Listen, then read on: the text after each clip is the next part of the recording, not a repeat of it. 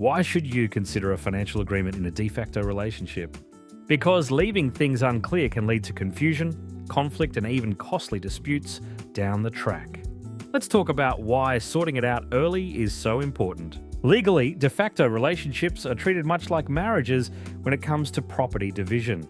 If your relationship meets certain criteria, such as lasting at least 2 years, sharing a child, making significant financial or non-financial contributions, or being officially registered, then either partner can make a claim under the Family Law Act. Without a financial agreement in place, property division decisions could end up in court, a process that's stressful, expensive, and completely unpredictable. Take Sarah and James. They lived together for 8 years, but never discussed finances. When their relationship ended, dividing their property turned into a bitter dispute, dragging them through months of legal battles and huge costs. Now compare that to Mia and Lucas. They made a financial agreement early on, clearly outlining their assets.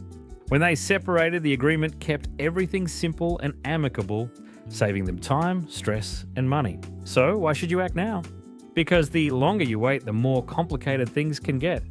When you put a financial agreement in place early, you both start on the same page, knowing exactly what belongs to whom. It also helps prevent misunderstandings, especially as you acquire more assets together over time.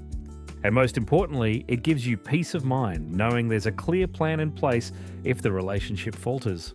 Financial agreements aren't just about protecting your assets, they're about protecting your future and your relationship without unnecessary conflict or stress. If you're ready to take control of your financial future, we're here to make it easy. Visit our website to learn more about financial agreements and how they can help. Don't leave it to chance. Start today.